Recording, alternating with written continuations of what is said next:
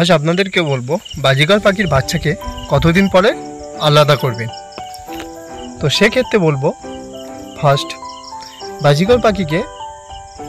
বাজিকর পাখি যখন ডিম দেবে, একদিন গ্যাপ দিয়ে ডিম দেবে। যেমন আমার পাখিটা 7টা ডিম দিয়েছে, 7টা ডিম দিতে তাদের 12 দিন লেগেছে।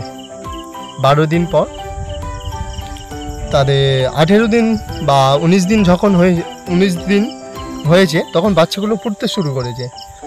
বাচ্চাগুলো যখন ফুটছে, একদিনের ডিফারেন্সে বাচ্চাগুলো ফুটছে। তার জন্য যে বাচ্চাটা আগে ফুটছে সে বাচ্চাটা একটু বড় হয়ে যাচ্ছে। মা পাখি তাকে খাওয়াচ্ছে, খাইয়ে একটু তাড়াতাড়ি বড় করছে। আর যেটা ছোট হয়ে আছে তাকে খাওয়াতে অসুবিধা হয়, সে বড় হচ্ছে দেরিতে। সেই ক্ষেত্রে বলবো, পাখির বাচ্চাগুলো যখন একটু পালক উঠে যাচ্ছে, বড় বাচ্চাগুলোকে একটা হাঁড়ির নিচে একটা মটকা বা বাটি বসিয়ে দেবেন। তার মধ্যে বাচ্চাগুলোকে বসিয়ে দেবে, দিলে এই বাচ্চাগুলোকে খাওয়াবে প্লাস ওই বাচ্চাগুলোকে খাওয়াবে। তাতে দুটো বাচ্চা খাওয়াতে ওদের অসুবিধা হবে না। সেক্ষেত্রে দেখবেন বাচ্চাগুলো খুব ভালো হবে, তো কোনো বাচ্চা মারা যাবে না।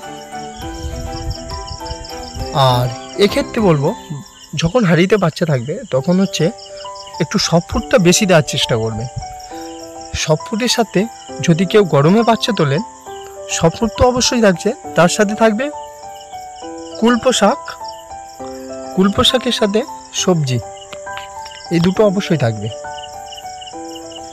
আর 30 দিন বা 35 দিন পরে, 30 দিনের মধ্যে ওরা হাঁড়ির মুখে বাচ্চাগুলো এসে উঁকি মারবে বা বার হওয়ার চেষ্টা করবে। তো ওরা 35 দিনের মধ্যে ওরা বেরিয়ে যায়। তো মূলত ওদের 40 দিন সময় লাগে আলাদা করতে। মা পাখি থেকে আলাদা করতে 40 দিন সময় লাগে। তো সেক্ষেত্রে বলবো, 40 দিন পরে যখন ওদের আলাদা করবেন, মা পাখি আবার ডিমের জন্যে অস্থির হবে। সেক্ষেত্রে একটাই করণীয়, তো বলবো ভাঁড়গুলো যাতে পরিষ্কার পরিচ্ছন্ন থাকে। আর পরিষ্কার করতে গেলে তো আপনারা একটু ভালো করে পটাশ জল দিয়ে ধুয়ে ওই একটু চুন হালকা ছড়িয়ে দিয়ে একটু ঝেড়ে নিতে পারে। তো তাতে ওদের গ্যাস গন্ধ জীবাণু কিছুই থাকলো না। তো খুব ভালোভাবে ওতে বাচ্চা হবে, ডিম পারলে কোনো অসুখ হবে না।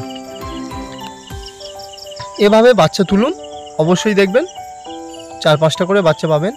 আমার পাখি তো নিজস্ব, আমার ঘরের পাখি একটাই পাখি 7টা বাচ্চা তুলেছিল। 7টা বাচ্চা তোলার পর একটা বাচ্চা মারা গেছিলো, 6টা বড় হয়েছে। তো আমিও আপনাদেরকে বলবো, এরকমভাবে বাচ্চা তুলুন, অবশ্যই দেখবেন 5 থেকে 6টা বাচ্চা অবশ্যই পাবে। তো আমার চ্যানেলটাকে যারা নতুন দেখছেন তারা সাবস্ক্রাইব করবেন, লাইক করবেন, আর কোনো প্রশ্ন থাকলে আমার কমেন্টে জানাবেন।